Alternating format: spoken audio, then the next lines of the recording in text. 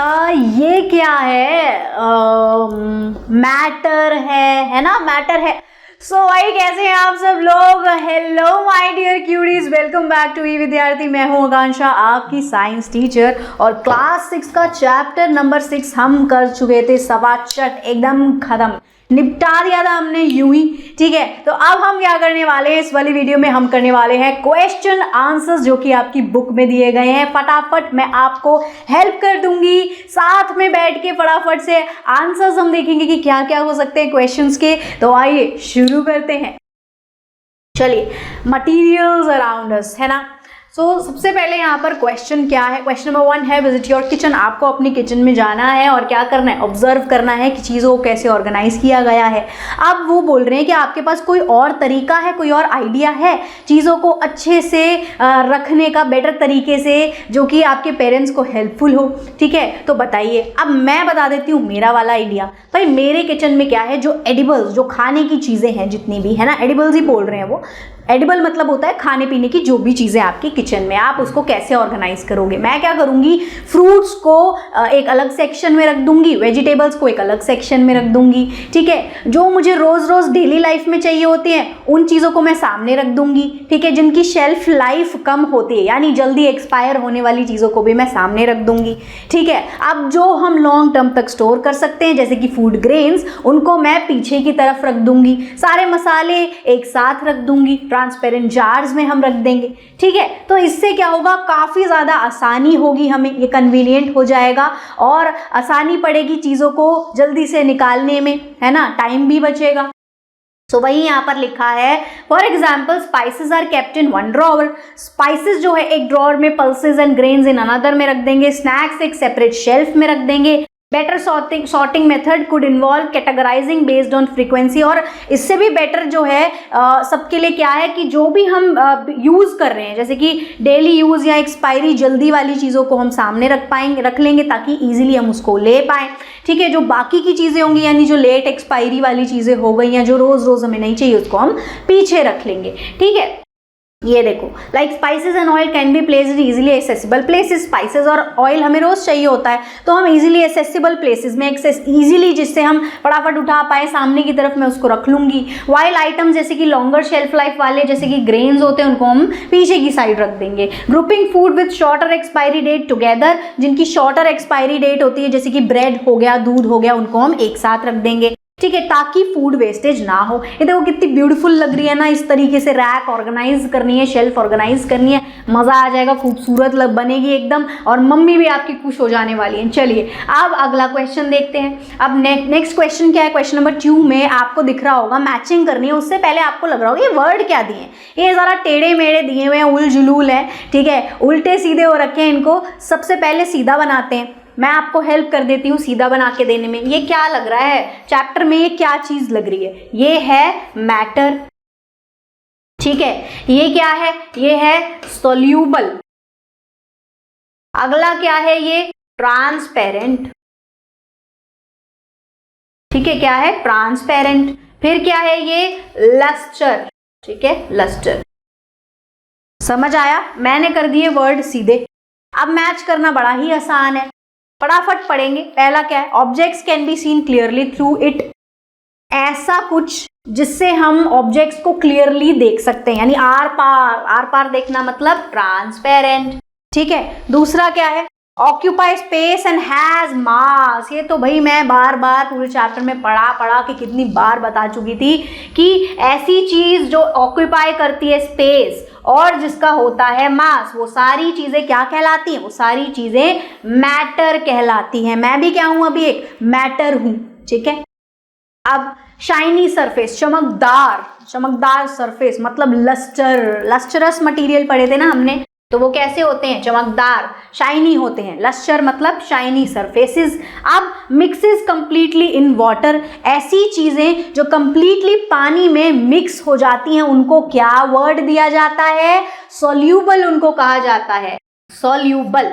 ठीक है। Easily mix हो जाने वाली चीजें, डिसॉल्व हो जाने वाली चीजें सॉल्युबल कहलाती हैं। ये देखो, ये आंसर स्क्रीनशॉट ले सकते हैं आप, मैच कर सकते हैं फटाफट। उसके बाद अगला क्वेश्चन नंबर 3 देखेंगे। और अगर आपको डिफिकल्टी, समस्या आ रही है पढ़ाई करने में, तो भाई ई विद्यार्थी आपको क्या देता है, फ्री डाउनलोड्स देता है। वीडियोस देखते रहिए, ऐसे ही यूं ही आते रहिए। क्वेश्चन आंसर्स, आपको एमसीक्यू और प्रैक्टिस क्वेश्चन, बहुत सारी चीजें मिलने वाली हैं, तो आप कर लीजिए फटाफट से फ्री डाउनलोड ई विद्यार्थी की वेबसाइट पे जाके। क्वेश्चन नंबर 3 देखते हैं अब।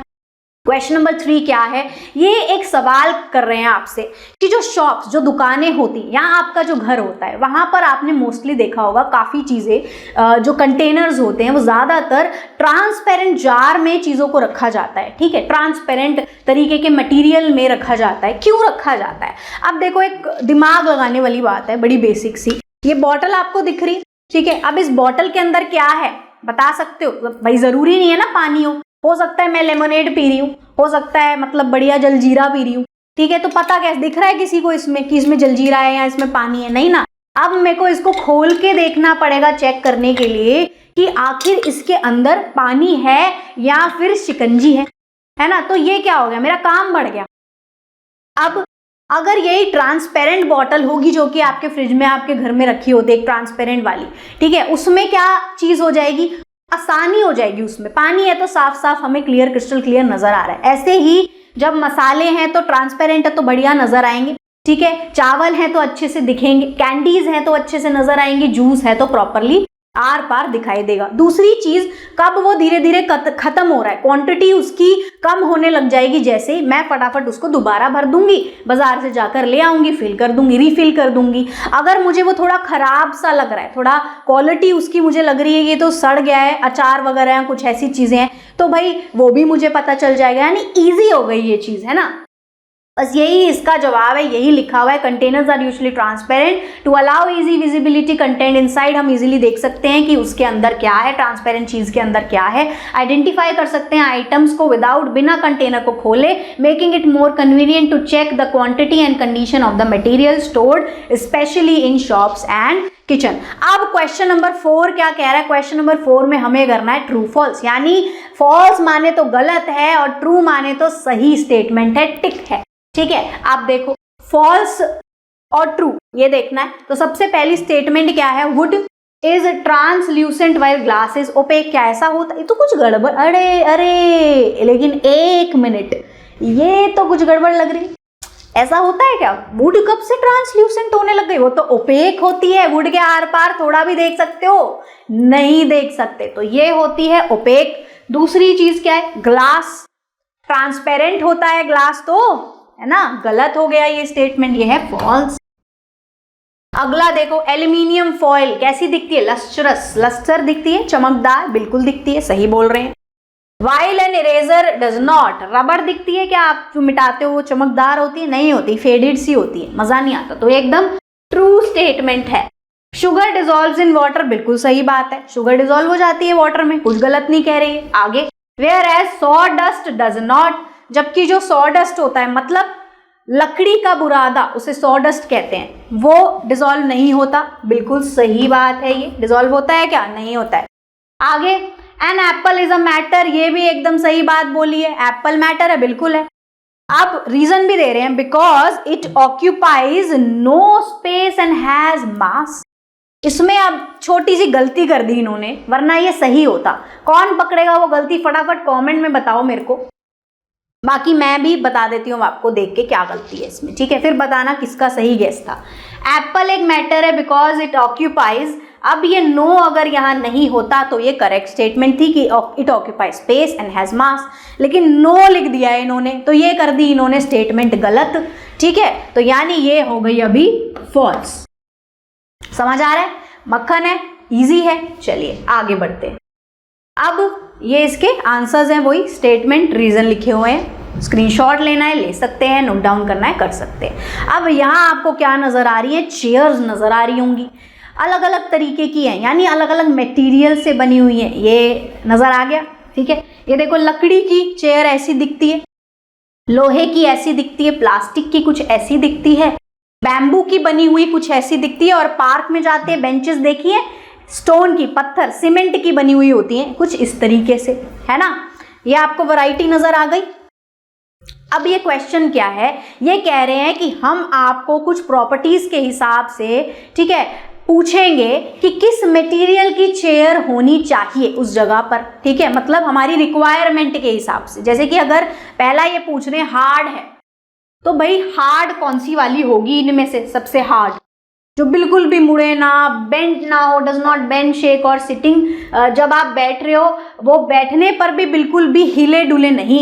एक तो हमारी वही पत्थर, ये जो पार्क वाली है, जमी गड़ी हुई होती है ना, सीमेंट की बनी हुई होती है। आयरन की हो गई, वो भी नहीं हिलने वाली ऐसे आसानी से, और वुड की भी ऐसे नहीं हिलती।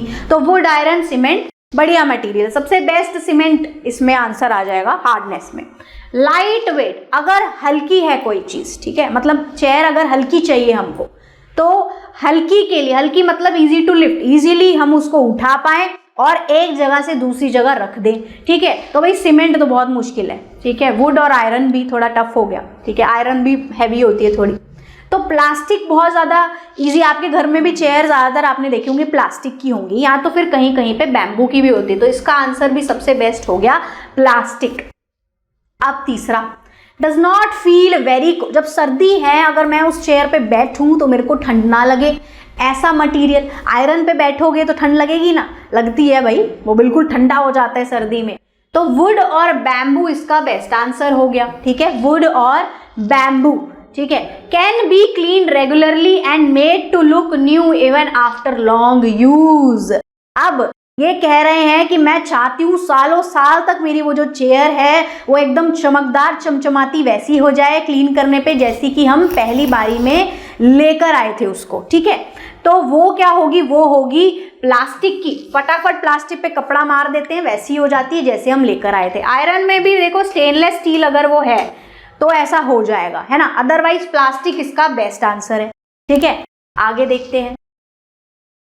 अब अगला क्वेश्चन क्या है, you need to have containers for collection, ठीक है। अब ये बोल रहे हैं आपको कुछ कंटेनर्स की जरूरत है, क्या उसमें डालने के लिए, उसमें कुछ वेस्ट डालने के लिए। कौन सा वाला वेस्ट, कूड़ा डालना है, कौन सा, एक तो खाने का जो कूड़ा, जो पील वगैरह, जो छिलके आपने आम के छील के जो फेंके हैं, है ना, वो सारी चीज़ें जो खाने पीने की हो गई हैं, एक फूड वेस्ट हो गया। दूसरा, अगर कोई कांच का ग्लास अब आपसे टूट गया, उसी में डाल दोगे कि भाई बेचारा कोई जो कूड़ा लेना है उसको चुभ जाए, या कोई जानवर अगर उस कूड़े में कल को जाके कहीं खाना खाए तो उसको लग जाए, है ना, तो रिस्की हो गया ये, हार्मफुल हो गया ये। अब वेस्ट पेपर, जो सिर्फ कागज़ है, कागज़ भर देते हैं ना हम कभी कभी डस्टबिन में, ठीक है, चिट्ठियाँ लिख रहे हैं, नहीं अभी चिट्ठियों वाला ज़माना तो नहीं है, पर कुछ लिख रहे हैं, ट्राई कर रहे हैं बार बार, या बहुत सारी और भी चीज़ें हैं, बुक है, कोई फट गई, कुछ हो गया है, कोई पेपर है, वेस्ट है, फेंक रहे हैं हम डस्टबिन में, तो क्या इन चीज़ों को एक ही में भर दोगे?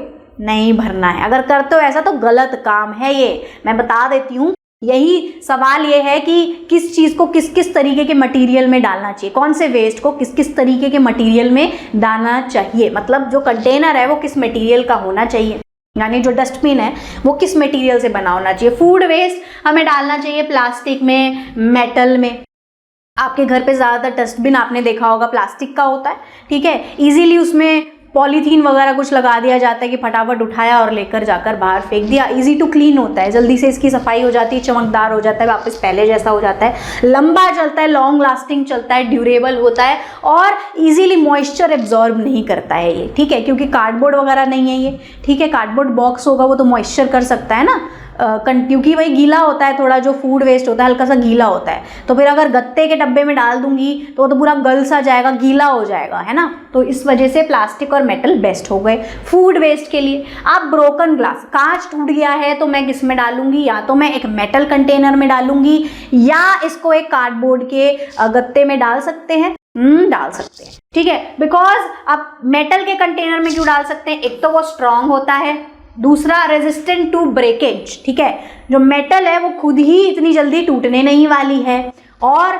उसके आर पार जाएगा नहीं वो कांच, तो मुझे चुभेगा भी नहीं, हार्मफुल भी नहीं है मेरे लिए, ठीक है।